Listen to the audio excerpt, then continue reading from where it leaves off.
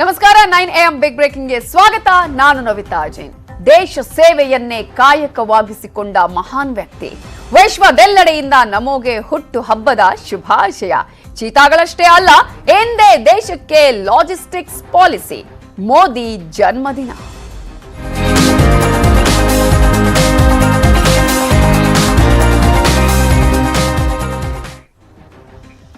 ಪ್ರಧಾನಿ ನರೇಂದ್ರ ಮೋದಿಗೆ ಹುಟ್ಟು ಹಬ್ಬದ ಸಂಭ್ರಮ ಇವತ್ತು. ಮಧ್ಯಪ್ರದೇಶದ ಕೂನೋ ಅರಣ್ಯಕ್ಕೆ ಇವತ್ತು ಆಫ್ರಿಕಾ ಚೀತಾಗಳು ಬರಲಿವೆ. ಇವತ್ತು ಅಧಿಕೃತವಾಗಿ ಕೂನೋ ಅರಣ್ಯಕ್ಕೆ ಚೀತಾಗಳ ಪ್ರವೇಶ ಆಗಲಿದೆ. ಪ್ರಧಾನಿ ನರೇಂದ್ರ ಮೋದಿಯವರೇ ಖುದ್ದಾಗಿ ಈ ಒಂದು ಚೀತಾಗಳನ್ನ ಕೂನೋ ಅರಣ್ಯಕ್ಕೆ ಬಿಡಲಿದ್ದಾರೆ. ಈ ಹಿನ್ನೆಲೆಯಲ್ಲಿ ಅಲ್ಲೂ ಕೂಡ ಅನೇಕ ಕಾರ್ಯಕ್ರಮಗಳು ಇದೆ. ಮಧ್ಯಪ್ರದೇಶದ ಕೂನೋ ಅರಣ್ಯಕ್ಕೆ ಆಫ್ರಿಕಾ ಚೀತಾಗಳು ಬರಲಿದೆ. ಅದಕ್ಕಿಂತ ಮುಂಚೆ ಈಗಾಗಲೇ ರಾಜಸ್ಥಾನಕ್ಕೂ ಕೂಡ ಆಗಮಿಸಿದ್ದು, ಅಲ್ಲಿಂದ ಮಧ್ಯಪ್ರದೇಶಕ್ಕೆ ತೆಗೆದುಕೊಂಡು ಹೋಗಲಾಗುತ್ತೆ. ಇನ್ನು ಈ ಒಂದು ಹಿನ್ನೆಲೆಯಲ್ಲಿ ಈಗಾಗಲೇ ನಮಿಬಿಯಾದಿಂದ ಭಾರತಕ್ಕೆ 8 ಚೀತಾಗಳು ಆಗಮಿಸಿವೆ. ಗ್ವಾಲಿಯರ್ ವಾಯುನೆಲೆಯಲ್ಲಿ ವಿಮಾನ ಲ್ಯಾಂಡಿಂಗ್ ಆಗಿದ್ದು, ಕೂನೋ ಅರಣ್ಯಕ್ಕೆ ಚೀತಾವನ್ನ ಬಿಡುಗಡೆ ಮಾಡಲಿದ್ದಾರೆ ಪ್ರಧಾನಿ ನರೇಂದ್ರ ಮೋದಿ. 5 ಹೆಣ್ಣು 3 ಗಂಡು ಚೀತಾಗಳ ಆಗಮನ ಆಗಲಿದ್ದು, ಅಳಿವಿನಂಚಿನ ಪ್ರಾಣಿಯ ಪುನರುತ್ಥಾನ ಯೋಜನೆಯ ಅಡಿ ಭಾರತಕ್ಕೆ ಈ ಚೀತಾಗಳು ಬರಲಿವೆ. ಈ ಒಂದು ಚೀತಾಗಳು ಇನ್ನು ಮುಂದೆ ಒಂದು ವೇಳೆ ಈಗಾಗಲೇ ಮಧ್ಯಪ್ರದೇಶದಲ್ಲಿರುವಂಥದ್ದು, ಆ ನಂತರ ಕರ್ನಾಟಕ ಆಗಿರ್ಬೋದು, ರಾಜಸ್ಥಾನ ಆಗಿರ್ಬೋದು, ಗುಜರಾತ್ ಆಗಿರ್ಬೋದು, ಇಲ್ಲೂ ಅರಣ್ಯಗಳನ್ನು ಕೂಡ ಇಂತಹದ್ದೇ ಚೀತಾಗಳನ್ನ ತಂದು ಬಿಡುವಂತಹ ಉದ್ದೇಶ ಸರ್ಕಾರಕ್ಕೆ ಇದೆ. 1947ರಲ್ಲಿ ಕೊನೆಯ ಚೀತಾವನ್ನ ನೋಡಲಾಗಿತ್ತು. ಆನಂತರ 1952ರಿಂದ ಭಾರತದಿಂದ ಈ ಒಂದು ಚೀತಾ ನಾಮಾವಶೇಷವಾಗಿದೆ ಅಂತ ಘೋಷಣೆಯನ್ನ ಮಾಡಲಾಗಿತ್ತು. ಈ ಹಿನ್ನೆಲೆಯಲ್ಲಿ ಅಳಿವಿನ ಅಂಚಿನ ಪ್ರಾಣಿಯ ಪುನರುತ್ಥಾನ ಯೋಜನೆಯನ್ನ ಕೇಂದ್ರ ಸರ್ಕಾರ ಹಾಕಿಕೊಂಡಿದ್ದು, ಆ ಯೋಜನೆಯ ಅಂಗವಾಗಿಯೇ ಪುನಃ ಚೀತಾವನ್ನ ಭಾರತಕ್ಕೆ ಪರಿಚಯ ಮಾಡಲಾಗ್ತಾ ಇದೆ. ಈಗಾಗಲೇ ಈ ಒಂದು ಚೀತಾದ ವಿಶೇಷತೆಯನ್ನು ಕೂಡ ಗಮನಿಸಬಹುದು. ಯಾಕೆ ಈ ಒಂದು ಚೀತಾವನ್ನೇ ಆಯ್ಕೆ ಮಾಡಲಾಗಿದೆ? ಬೇರೆ ಬೇರೆ ಅಳಿವಿನಂಚಿನ ಪ್ರಾಣಿಗಳು ಇದ್ರೂ ಕೂಡ ಈಗ ಇದರ ಆಯ್ಕೆ ಯಾಕೆ? ಇದರ ಸಂತತಿಯನ್ನ ಮತ್ತೆ ಆರಂಭ ಮಾಡುವಂತಹ ನಿಟ್ಟಿನಲ್ಲಿ ಯಾವ ರೀತಿಯ ಯೋಜನೆಗಳನ್ನ ಹಮ್ಮಿಕೊಳ್ಳಲಾಗಿದೆ ಅನ್ನೋದನ್ನ ಕೂಡ ಇವತ್ತಿನ ಈ ಒಂದು ಚೀತಾಗೆ ಸಂಬಂಧಪಟ್ಟಂತಹ ಕಾರ್ಯಕ್ರಮದಲ್ಲಿ ಹೇಳಲಾಗುತ್ತೆ. ಇನ್ನು ಈಗಾಗಲೇ 8 ಚೀತಾಗಳನ್ನ ತರಿಸಿಕೊಳ್ಳಲಾಗ್ತಾ ಇದೆ. 5 ಹೆಣ್ಣು 3 ಗಂಡು. ಈ ಒಂದು ಜೋಡಿಯಲ್ಲೇ ಬೇಟೆಯಾಡುವ 2 ಗಂಡು ಸಹೋದರ ಚೀತಾಗಳು, ಹಾಗೆಯೇ ಈಗಾಗಲೇ ಕಾಡ್ಗಿಚ್ಚಿನಲ್ಲಿ ಸಂರಕ್ಷಿಸಲ್ಪಟ್ಟಂತಹ ಹೆಣ್ಣು ಚೀತಾ ಮರಿ ಕೂಡ ಇದರಲ್ಲಿ ಇದೆ. ಕೂನೋ ಅರಣ್ಯಕ್ಕೆ ಇವತ್ತು ಚೀತಾವನ್ನ ಬಿಡಲಿದ್ದಾರೆ ಪ್ರಧಾನಿ ನರೇಂದ್ರ ಮೋದಿ. ಇದಕ್ಕೋಸ್ಕರನೇ ಈಗ ವಿಶೇಷವಾದಂತಹ ಒಂದು ಫ್ಲೈಟ್ ಅನ್ನ ಕೂಡ ಈಗಾಗಲೇ ರೆಡಿ ಮಾಡಲಾಗಿರೋದನ್ನ ನಾವಿಲ್ಲಿ ಗಮನಿಸಬಹುದು. ಪ್ರಮುಖವಾಗಿ ಈಗಾಗಲೇ ನಾವು ನೋಡ್ತಾ ಇದ್ದೀವಿ, ಚೀತಾಗಳನ್ನ ತೆಗೆದುಕೊಂಡು ಬರುವಂತಹ ಸಂದರ್ಭದಲ್ಲಿ ಅವುಗಳಿಗೆ ಆಹಾರವನ್ನ ತೆಗೆದುಕೊಂಡು ಬರಲಾಗುತ್ತೆ. ಅದಕ್ಕಾಗಿ ಈಗಾಗಲೇ ಪಶು ವೈದ್ಯರನ್ನ ಕೂಡ ಅಲ್ಲೇ ನೇಮಿಸಲಾಗಿ ಅವುಗಳ ಜೊತೆಗೆ ಅವರು ಕೂಡ ಬರ್ತಾರೆ.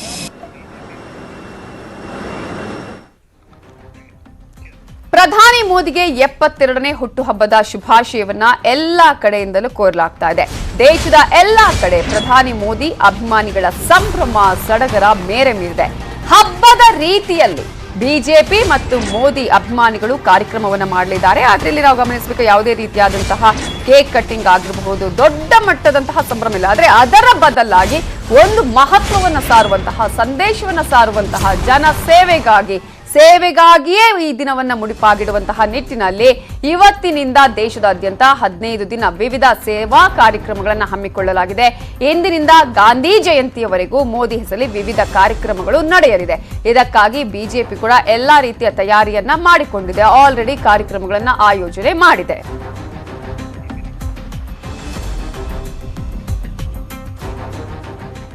ದೇಶದಾದ್ಯಂತ 15 ದಿನ ವಿವಿಧ ಸೇವಾ ಕಾರ್ಯಗಳನ್ನ ಮಾಡಲಾಗುತ್ತೆ. ಬಿಜೆಪಿಯಿಂದ ಈ ಒಂದು ಕಾರ್ಯಕ್ರಮವನ್ನು ಆಯೋಜನೆ ಮಾಡಲಾಗಿದ್ದು, ಈ ಲಾಜಿಸ್ಟಿಕ್ಸ್ ಯೋಜನೆಗೂ ಕೂಡ ಪ್ರಧಾನಿ ಮೋದಿ ಚಾಲನೆಯನ್ನ ನೀಡಲಿದ್ದಾರೆ. ಸಂಜೆ ಕೂನೋ ರಾಷ್ಟ್ರೀಯ ಉದ್ಯಾನಕ್ಕೆ ಅವರು ಭೇಟಿಯನ್ನ ನೀಡಲಿದ್ದಾರೆ. ಅಲ್ಲಿ ಈ ಒಂದು ಚೀತಾಗಳನ್ನ ಅರಣ್ಯಕ್ಕೆ ಬಿಡಲಿದ್ದಾರೆ. ಇನ್ನು ಮಹಿಳಾ ಸ್ವಸಹಾಯ ಸಂಘಗಳ ಜೊತೆಗೂ ಕೂಡ ಸಂವಾದವನ್ನ ಮಾಡಲಿದ್ದಾರೆ.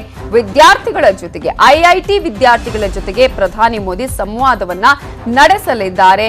ಮಹಿಳೆಯರ ಸಂರಕ್ಷಣೆಯ ವಿಚಾರ ಆಗಿರಬಹುದು, ಅವರ ಹಕ್ಕಿನ ವಿಚಾರದ ಬಗ್ಗೆ ಕೂಡ ಪ್ರಧಾನಿ ಮೋದಿ ಇವತ್ತು ಮಾತನಾಡಲಿದ್ದಾರೆ. ದೆಹಲಿಯಲ್ಲಿ 56 ಇಂಚಿನ ವಿಶೇಷ ಥಾಲಿ, ಇವರ ಸ್ಪೆಷಲ್ ಬರ್ತ್ಡೇ ಅಂತಾನೆ ಈಗಾಗಲೇ ಏನೇನು ಸ್ಪೆಷಲ್ ಆಗಿದೆ ಅನ್ನೋದನ್ನ ನೋಡಿದ್ರೆ ಆರ್ಡರ್ 2.1 ಅನ್ನುವಂತಹ ಒಂದು ಥಾಲಿಯನ್ನ ಈ ಸಲ ಮಾಡಲಾಗ್ತಾ ಇದೆ. 40 ನಿಮಿಷದಲ್ಲಿ ತಿಂದ್ರೆ 8.5 ಲಕ್ಷ ಬಹುಮಾನವನ್ನ ಈಗಾಗಲೇ ಈ ಒಂದು ಹೋಟೆಲ್ನವರು ಈಗಾಗಲೇ ಘೋಷಣೆ ಮಾಡಿದ್ದಾರೆ. ಈ ಒಂದು ಥಾಲಿಯನ್ನ 1.5 ಗಂಟೆ ಒಳಗಡೆ ಯಾರು ತಿಂತಾರೆ ಅನ್ನೋದಕ್ಕೆ ಈಗಾಗಲೇ ಈ ಹೋಟೆಲ್ ಕೂಡ ಒಂದು ರೀತಿಯಾದಂತಹ ಆರ್ಡರ್ ಅನ್ನ ಮಾಡಿದೆ. ಆಗ್ಲೇ ಹೇಳ್ತಾ ಇದ್ವಿ, ಪ್ರಧಾನಿ ನರೇಂದ್ರ ಮೋದಿಗೆ ಹುಟ್ಟುಹಬ್ಬದ ಶುಭಾಶಯಗಳ ಮಹಾಪೂರವೇ ಬರ್ತಾ ಇದೆ ಅಂತ ಹೇಳಿ ಯಾವುದೇ ರೀತಿಯಂತಹ ಪಕ್ಷ ಭೇದ ಇಲ್ಲದೆ ಎಲ್ಲಾ ನಾಯಕರು, ಎಲ್ಲಾ ರಾಷ್ಟ್ರೀಯ ನಾಯಕರು ಮಾತ್ರ ಅಲ್ಲ, ವಿಶ್ವದಾದ್ಯಂತ ಎಲ್ಲಾ ನಾಯಕರು ಪ್ರಧಾನಿ ನರೇಂದ್ರ ಮೋದಿಗೆ ಶುಭಾಶಯವನ್ನ ಕೋರ್ತಾ ಇದ್ದಾರೆ. ಟ್ವೀಟ್ ಮಾಡಿ ಶುಭವನ್ನ ಕೋರಿದ್ದಾರೆ ರಾಹುಲ್ ಗಾಂಧಿ. ಹಾಗೆಯೇ ರಾಷ್ಟ್ರಪತಿ ದ್ರೌಪದಿ ಮುರ್ಮು ಅವರು ಕೂಡ ಶುಭವನ್ನ ಕೋರಿ ಟ್ವೀಟ್ ಅನ್ನ ಮಾಡಿದ್ದಾರೆ.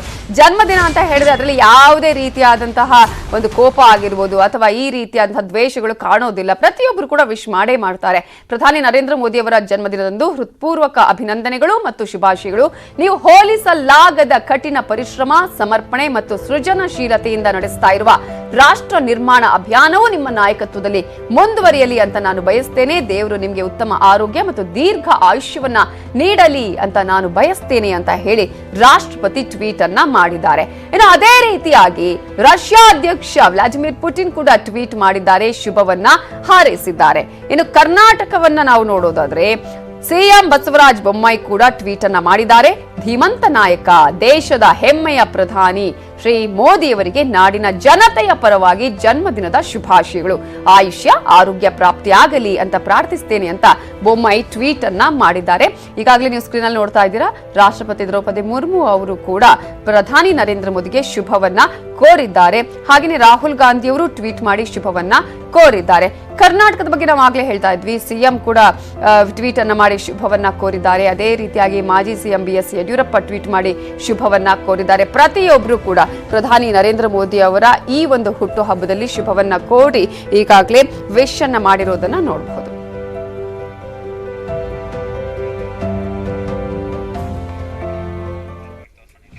ಪ್ರಧಾನಿ ನರೇಂದ್ರ ಮೋದಿ ಹುಟ್ಟುಹಬ್ಬವನ್ನ ದೇಶದ ಎಲ್ಲಾ ಕಡೆ ಸಂಭ್ರಮದಿಂದ ಆಚರಿಸಲಾಗ್ತಾ ಇದೆ. ಸೂರತ್ನಲ್ಲಿ ಮೋದಿ ಹುಟ್ಟಿದ ಹಬ್ಬವನ್ನ ಸಡಗರದಿಂದ ಆಚರಿಸಲಾಗ್ತಾ ಇದೆ. ಸೂರತ್ನ ಮಹಿಳಾ ಆಸ್ಪತ್ರೆಯಲ್ಲಿ ಇವತ್ತು ಚಿಕಿತ್ಸೆ ಪಡೆಯುವವರಿಗೆ 30% ಡಿಸ್ಕೌಂಟ್ ನೀಡಲಾಗ್ತಾ ಇದೆ. ಇದಕ್ಕೆ ಆಟೋ ಚಾಲಕರು ಹಾಗೂ ಕೆಲ ಸಣ್ಣ ಉದ್ಯಮಿಗಳು ಸಾಥ್ ಕೊಟ್ಟಿದ್ದಾರೆ. ಇನ್ನು ಉತ್ತರ ಪ್ರದೇಶದ ವಾರಣಾಸಿಯಲ್ಲಿ ಬಿಜೆಪಿ ಕಾರ್ಯಕರ್ತರು ಟ್ಯಾಟೋ ಹಾಕಿಸಿಕೊಂಡಿದ್ದಾರೆ. ಕೈ ಮೇಲೆ ಪ್ರಧಾನಿ ನರೇಂದ್ರ ಮೋದಿಯ ಚಿತ್ರವನ್ನ ಟ್ಯಾಟೋ ಹಾಕಿಸಿಕೊಂಡು ಪ್ರಧಾನಿ ಹುಟ್ಟುಹಬ್ಬಕ್ಕೆ ಶುಭ ಕೋರಿದ್ದಾರೆ. ಮತ್ತೊಂದು ಕಡೆ ಮರಳು ಶಿಲ್ಪ ಕಲಾವಿದ ಸುದರ್ಶನ್ ಪಟ್ನಾಯಕ್ ಪ್ರಧಾನಿ ನರೇಂದ್ರ ಮೋದಿಗೆ ವಿಶೇಷವಾಗಿ ಶುಭ ಕೋರಿದ್ದಾರೆ. ಮಣ್ಣಿನ ಟೀ ಕಪ್ಗಳಿಂದ ಪ್ರಧಾನಿ ಮೋದಿ ಚಿತ್ರವನ್ನ ಬಿಡಿಸಿದ್ದಾರೆ. ಒಡಿಶಾದ ಪುರಿ ಸಮುದ್ರ ತೀರದಲ್ಲಿ ಮೋದಿ ಚಿತ್ರವನ್ನ ಬಿಡಿಸಲಾಗಿದೆ.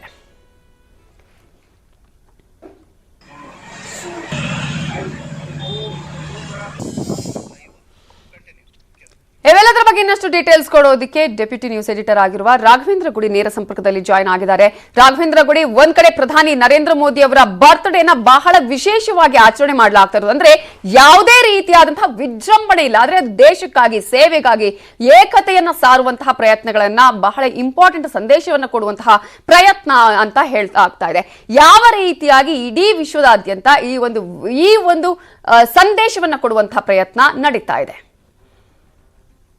ನವಿತಾ, ಈ ಬಾರಿ ಪ್ರಧಾನಮಂತ್ರಿ ನರೇಂದ್ರ ಮೋದಿ ಅವರ ಬರ್ಡೇ ಅನ್ನ ವಿಶೇಷವಾಗಿ ಆಚರಣೆ ಮಾಡಲಾಗ್ತಾ ಇದೆ. ಒಂದು ಕಡೆಯಿಂದ ಸರ್ಕಾರಿ ಕಾರ್ಯಕ್ರಮಗಳು, ಇನ್ನೊಂದು ಕಡೆಯಿಂದ ಪಕ್ಷದ ವತಿಯಿಂದ ಕಾರ್ಯಕ್ರಮಗಳು, ಜೊತೆಗೆ ಸಾರ್ವಜನಿಕ ಕಾರ್ಯಕ್ರಮಗಳನ್ನ ಕೂಡ ಈಗ ಹಮ್ಮಿಕೊಳ್ಳಲಾಗಿರುವಂತದ್ದು. ಈ ಮತ್ತೊಂದು ವಿಶೇಷ ಏನಂತ ನೋಡೋದಾದ್ರೆ, ಪ್ರತಿ ಬಾರಿ ಪ್ರಧಾನಮಂತ್ರಿ ನರೇಂದ್ರ ಮೋದಿ ಅವರ ಬರ್ಡೇ ಅನ್ನ ರಾಷ್ಟ್ರೀಯ ನಿರುದ್ಯೋಗ ದಿನ ಅಂತ ಹೇಳಿ ಟೀಕೆ ಮಾಡುವಂತ ಒಂದು ದಿನವನ್ನ ಕಾಂಗ್ರೆಸ್ ಪಕ್ಷದಿಂದ ಆಚರಿಸಲಾಗ್ತಾ ಇತ್ತು. ಆ ರೀತಿಯಾದಂತಹ ಟ್ವಿಟರ್ ಟ್ರೆಂಡ್ ಗಳನ್ನ ಕೂಡ ಹರಿಬಿಡ್ಲಾಗ್ತಾ ಇತ್ತು. ಆದ್ರೆ ಈ ಬಾರಿ ಆ ರೀತಿಯಾದಂತಹ ಬೆಳವಣಿಗೆಗಳು ಕಾಣಕ್ಕೆ ಸಿಗ್ತಾ ಇಲ್ಲ. ಬದಲಾಗಿ ರಾಹುಲ್ ಗಾಂಧಿ ಅವರೇ ಸ್ವತಃ ಒಂದು ಪ್ರಧಾನಮಂತ್ರಿ ನರೇಂದ್ರ ಮೋದಿ ಅವರಿಗೆ ಬರ್ತ್ಡೇ ವಿಶೇಷನ್ನ ಕಳಿಸಿದ್ದಾರೆ. ಇನ್ನೊಂದು ಕಡೆಯಿಂದ ನೋಡೋದಾದ್ರೆ ಬೇರೆ ಬೇರೆ ಪಕ್ಷಗಳಿಂದ ಸಾಕಷ್ಟು ಜನರು ಕೂಡ ಒಂದು ಪ್ರಧಾನಮಂತ್ರಿ ನರೇಂದ್ರ ಮೋದಿ ಅವರಿಗೆ ವಿಶೇಷ ಅನ್ನ ತಿಳಿಸ್ತಾ ಇದ್ದಾರೆ. ಬೇರೆ ಬೇರೆ ರಾಷ್ಟ್ರೀಯ ನಾಯಕರು, ರಾಷ್ಟ್ರ ನಾಯಕರು ಕೂಡ ಒಂದು ವಿಶೇಷನ ಸಲ್ಲಿಸ್ತಾ ಇದ್ದಾರೆ. ಅದು ಒಂದು ರುಟೀನ್ ಆಗಿ ಪ್ರತಿಯೊಬ್ಬರು ಈ ರೀತಿಯಾದಂತಹ ಒಂದು ಉನ್ನತವಾದಂತಹ ಸಂವಿಧಾನದ ಹುದ್ದೆಯಲ್ಲಿ ಇರ್ತಕ್ಕಂಥವರಿಗೆ ಸಲ್ಲಿಸೋದದ್ದು ನಾವು ಕಾಮನ್ ಆಗಿ ಗಮನಿಸ್ತಾ ಇರ್ತೀವಿ. ಆದ್ರೆ ಸಾರ್ವಜನಿಕರಲ್ಲೂ ಕೂಡ ಒಂದು ರೀತಿಯಿಂದ ವಿಶೇಷವಾದಂತಹ ಕಳೆ ಬಂದಿರುವಂತದ್ದು. ಎಷ್ಟು ಜನ ಟ್ಯಾಟೂ ಅನ್ನ ಹಾಕಿಸ್ಕೊಳ್ತಾ ಇದ್ದಾರೆ. ಕೆಲವೊಂದು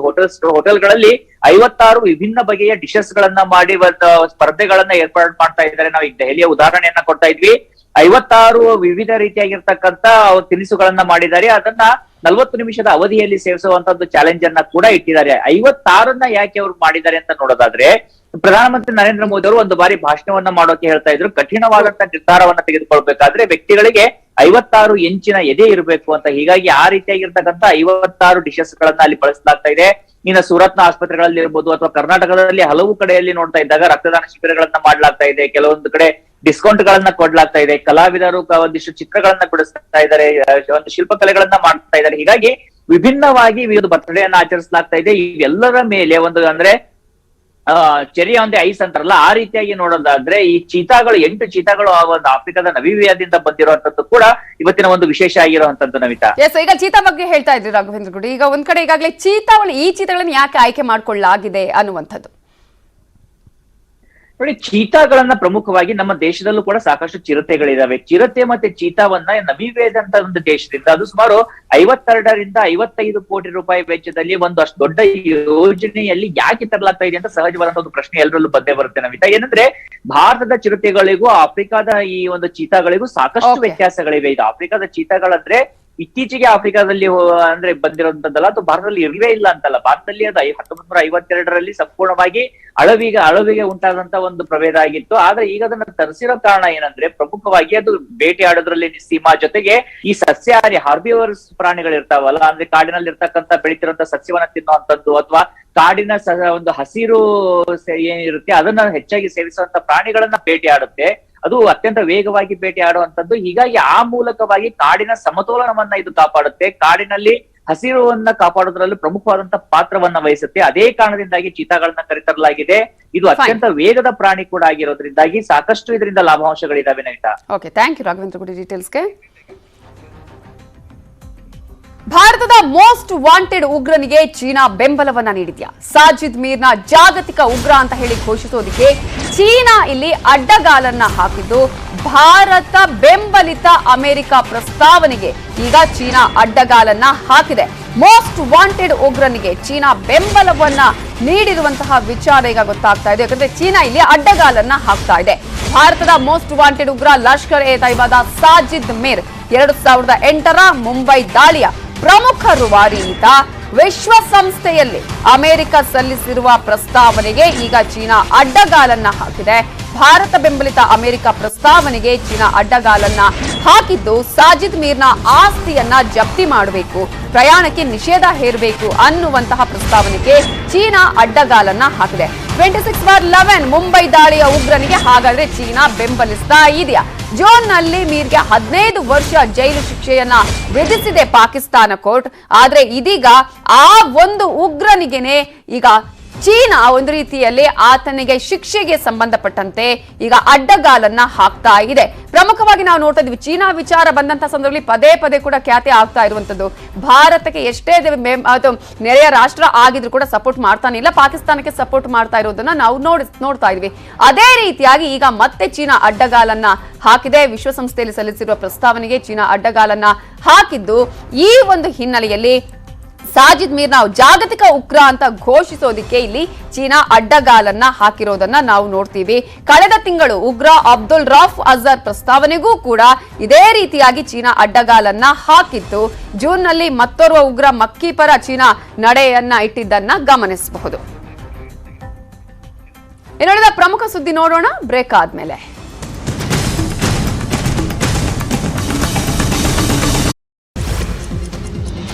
ಬಣ್ಣದ ಲೋಕದಲ್ಲಿ ಭಾರೀ ಸಂಚಲನ ಮೂಡಿಸಿದ್ದ ಮೀಟು ಅಭಿಯಾನದ ಕೂಗು ಮತ್ತೆ ಕೇಳಿ ಬಂದಿದೆ. ಕನ್ನಡ ಚಿತ್ರರಂಗದ ಖ್ಯಾತ ನಟಿ ಆಶಿತಾ ಅವರು ಒಂದಷ್ಟು ಶಾಕಿಂಗ್ ಸತ್ಯಗಳನ್ನು ತೆರೆದಿಟ್ಟಿದ್ದಾರೆ. ಸ್ಯಾಂಡಲ್ವುಡ್ ನಿರ್ದೇಶಕರಿಂದ ತಮಗಾದ ಕೆಟ್ಟ ಅನುಭವದ ಬಗ್ಗೆ ಅವರೀಗ ಬಾಯ್ಬಿಟ್ಟಿದ್ದಾರೆ. ನಟ ನಿರ್ದೇಶಕ ರಘುರಾಮ್ ಅವರು ತಮ್ಮದೇ ಯೂಟ್ಯೂಬ್ ಚಾನೆಲ್ ಹೊಂದಿದ್ದಾರೆ. ಅದರಲ್ಲಿ ನಡೆಸಿದ ಸಂದರ್ಶನದಲ್ಲಿ ಆಶಿತಾ ಅವರು ಅನೇಕ ವಿಚಾರಗಳನ್ನು ಹೇಳ್ಕೊಂಡಿದ್ದಾರೆ.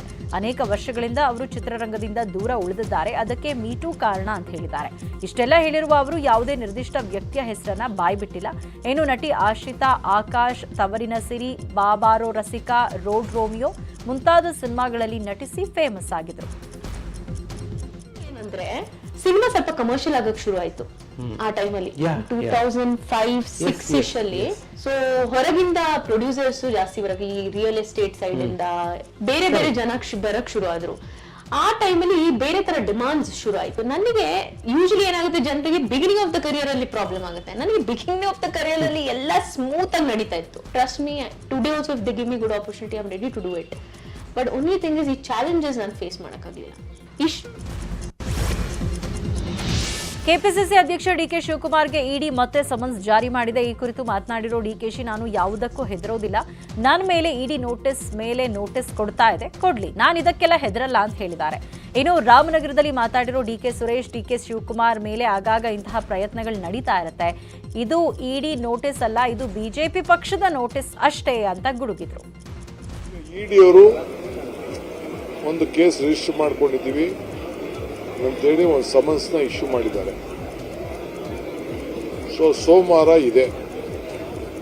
ಆ ಸಮನ್ಸ್ ಕಾಪಿಲಿ ಅವ್ರದ್ದು ಉದ್ದೇಶ ಏನೇನೋ ಇದೆ ಕಾಣ್ತಾ ಇದೆ. ಬಟ್ ನನಗೆ ಯಾಕೆ ಡಬಲ್ ಎನ್ಕ್ವೈರಿ ನಡೀತಾ ಇದೆ, ಏನು ನಡೀತಾ ಇದೆ, ಯಾಕೆಂದ್ರೆ ಒಂದು ಕೇಸ್ ಈಗಾಗಲೇ ಚಾರ್ಜ್ ಶೀಟ್ ಫೈಲ್ ಆಗಿದೆ. ಬೇಲು ಆಯಿತು, ಜೈಲು ಆಯಿತು, ಎಲ್ಲ ಆಯಿತು. ತಿರ್ಗಾ ಎಂತ ಕರೆದಿದ್ದಾರೋ ನನಗೆ ಗೊತ್ತಿಲ್ಲ. ನಾನೇನು ತಪ್ಪು ಮಾಡಿದ್ದೀನಿ ಅನ್ನೋದಕ್ಕೆ ಅವ್ರ ಹತ್ರ ಯಾವ ಮಾಹಿತಿ ಆಗಲಿ ದಾಖಲೆ ಇಲ್ಲಿವರೆಗೂ ಅವ್ರಿಗೆ ಸಿಕ್ಕಿಲ್ಲ. ಎಂತ ಕರೆದಿದ್ದಾರೋ ಗೊತ್ತಿಲ್ಲ. ಒಟ್ಟೊಳಗೆ ಕೆಲವು ಇನ್ಫಾರ್ಮೇಶನ್ ಕೇಳಿ ಸಮನ್ಸ್ ಮಾಡಿದ್ದಾರೆ, ಪರ್ಸನಲ್ ಅಪಿಯರೆನ್ಸ್ ಆಗಬೇಕು ಅಂತ. ಇದು ಮೊದಲಿಂದಾನು ಗೊತ್ತಿರುವಂತದ್ದು. ಡಿ ಕೆ ಶಿವಕುಮಾರ್ ಮೇಲೆ ಈಗ ಆಗಾಗ ಇಂಥ ಒಂದು ಪ್ರಯತ್ನಗಳು ನಡೀತಾನೆ ಇದೆ. ಅದು ಇಡಿ ಆಫೀಸ್ ನೋಟಿಸ್ ಅಲ್ಲ, ಅದು ಬಿಜೆಪಿಯ ಬೆದರಿಕೆಯ ಪತ್ರ. ಬಿಜೆಪಿಯ ಬೆದರಿಕೆಯ ಪತ್ರಕ್ಕೆ ಡಿ ಕೆ ಶಿವಕುಮಾರ್ ಅವರಾಗಲಿ ಕಾಂಗ್ರೆಸ್ ಪಕ್ಷ ಆಗಲಿ ಹೆದರುವಂಥ ಪ್ರಶ್ನೆ ಇಲ್ಲ. ಹಾಗಾಗಿ ಅವ್ರು ಏನೇ ತೊಂದರೆ ಮಾಡ್ತೀವಿ ಅಂದರೂ ಕೂಡ ಅದನ್ನು ಎದುರಿಸಲಿಕ್ಕೆ ಕಾಂಗ್ರೆಸ್ ಪಕ್ಷ, ಡಿ ಕೆ ಶಿವಕುಮಾರ್ ಅವರು ಸಿದ್ಧವಾಗಿದ್ದಾರೆ. ಪೋಕ್ಸೋ ಪ್ರಕರಣದಲ್ಲಿ ಬಂಧನಕ್ಕೊಳಗಾಗಿರೋ ಮುರುಘಾಸ್ವಾಮಿಯನ್ನ ಚಿತ್ರದುರ್ಗದ ಮುರುಘಾ ಮಠದ ಗದ್ದುಗೆಯಿಂದ ಕೆಳಗಿಳಿಸಬೇಕು ಅಂತ ಬಿಜೆಪಿ ಶಾಸಕ ಬಸನಗೌಡ ಯತ್ನಾಳ್ ಹೇಳಿದ್ದಾರೆ. ಚಿತ್ರದುರ್ಗ ಪೀಠದ ಬಗ್ಗೆ ನಾನು ಹೈಕೋರ್ಟ್ ಸಿಜೆಗೆ ಪತ್ರ ಬರೆದಿದ್ದೇನೆ. ಮಕ್ಕಳ ಮೇಲಿನ ದೌರ್ಜನ್ಯ, ಆಸ್ತಿ ಬಗ್ಗೆ ತನಿಖೆ ಆಗಬೇಕು. ಹೈಕೋರ್ಟ್ ನಿವೃತ್ತ ನ್ಯಾಯಾಧೀಶರ ನೇತೃತ್ವದಲ್ಲಿ ತನಿಖೆ ಆಗಬೇಕು ಅಂತ ಯತ್ನಾಳ್ ಹೇಳಿದರು. ನಾನು ಮುಖ್ಯ ನ್ಯಾಯಮೂರ್ತಿಗಳು ಹೈಕೋರ್ಟ್ ಅವರಿಗೆ ಒಂದು ಪತ್ರ ಬರಿತಾ ಇದ್ದೀನಿ. ಚಿತ್ರದುರ್ಗ ಮಠದಲ್ಲಿ ನಡೆದಂಥ ಏನು ಅಪ್ರಾಪ್ತ ಬಾಲಿಕೆಯರ ಮೇಲೆ ಇದಿರ್ಬೋದು ಮತ್ತು ಆ ಆಸ್ತಿ ಸಾಕಷ್ಟು ಪ್ರಕರಣ ಇರೋದ್ರಿಂದ ಇದನ್ನು ಅಲ್ಲಿ ಒಬ್ಬ ನಿವೃತ್ತ ನ್ಯಾಯಾಧೀಶರ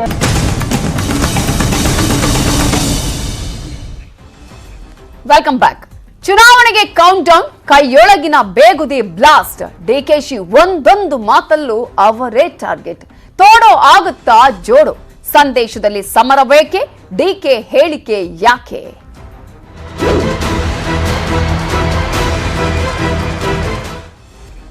ರಾಜ್ಯ ಕಾಂಗ್ರೆಸ್ನಲ್ಲಿ ಎಲ್ಲವೂ ಸರಿಯಾಗಿಲ್ವಾ? ಸಿದ್ದರಾಮಯ್ಯ ಡಿಕೆಶಿ ನಡುವೆ ವೈಮನಸ್ಸು ಹಾಗೆ ಮುಂದುವರೆದಿದೆಯಾ?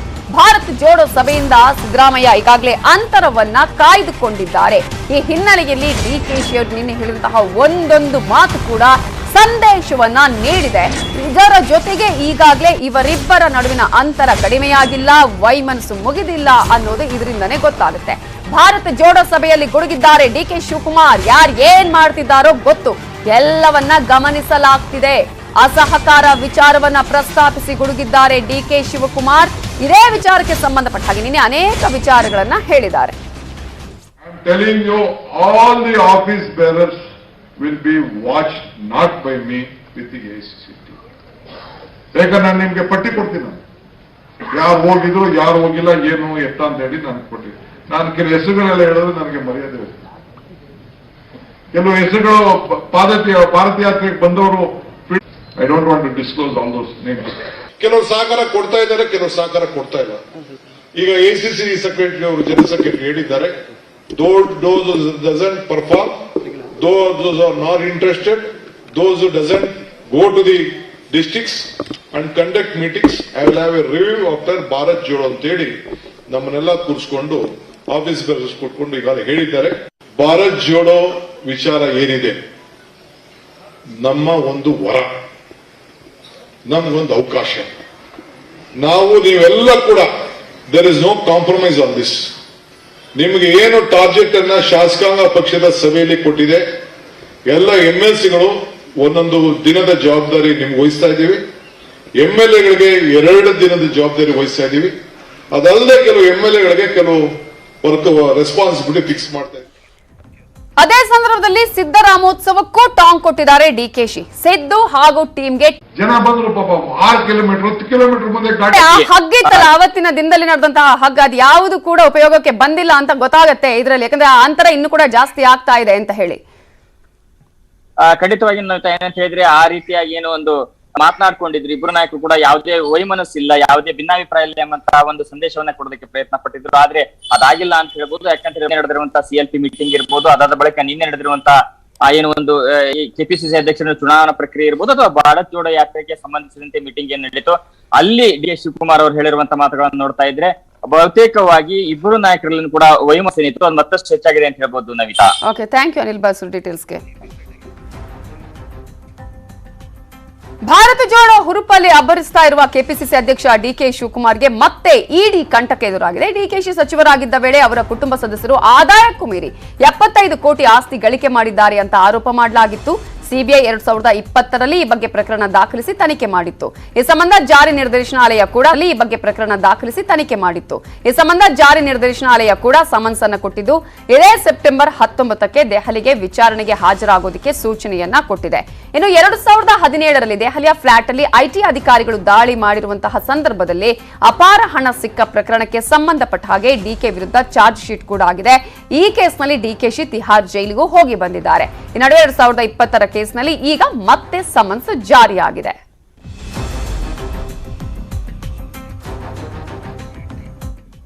ಉಳಿದ ಅಪ್ಡೇಟ್ಸ್ ನೋಡೋಣ ಬ್ರೇಕ್ ಆದ್ಮೇಲೆ.